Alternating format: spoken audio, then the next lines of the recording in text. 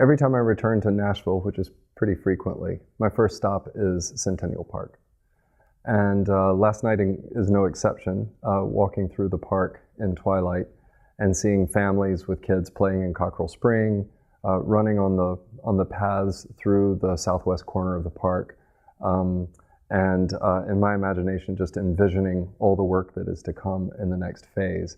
There are many stories of powerful women in Centennial Park, and it sort of began with Anne Cockrell. She and her husband came here on the Donaldson Flotilla in 1780. 1779, her brother, John Robertson, had come to Nashville, Fort Nash, and founded the city of Nashville.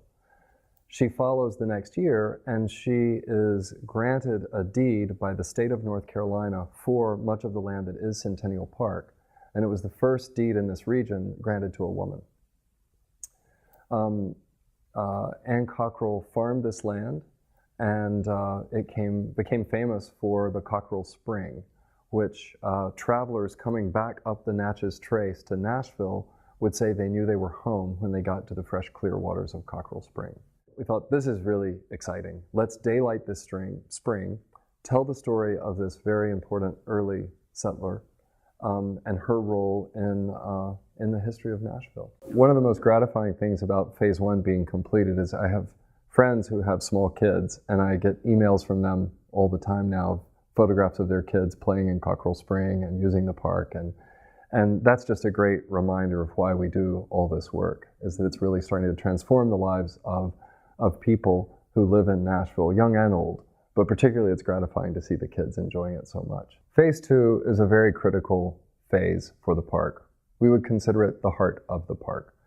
With the front door established, we now need to draw people deeper into the park with the improved amenities at the same level of quality of Phase 1. The scope is ambitious.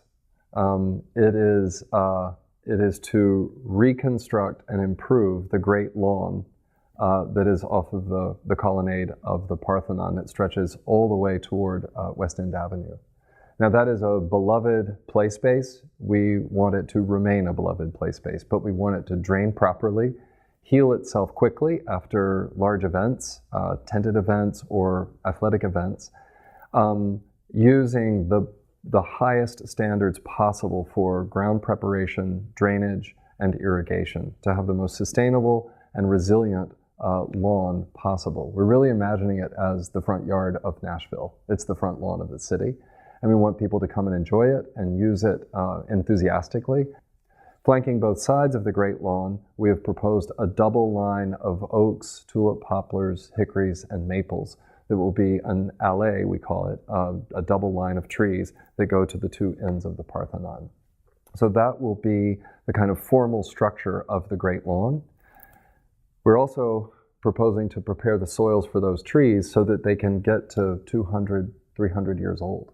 So we'll have these massive trees eventually, long after I'm dead, but by carefully preparing the soil and expecting craft shows, art fairs, all kinds of people and events happening under the shade of these trees. Another part of Phase 2 is going to be the events pavilion. Now, with public parks, you try to replace an amenity before you remove an old amenity.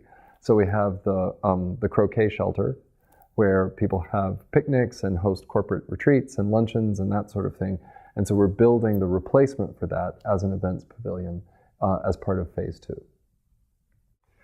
I feel like the protection of our public urban parks is actually an urgent matter in the 21st century. They are, in fact, some of the last truly democratic terrain that we have. You don't have to buy anything to sit in Centennial Park. That is rarer and rarer in our current society, where you have to sort of buy a coffee to sit on a sidewalk outside of a cafe, for example. And so I feel that the protection of democratic space in America is a very urgent matter.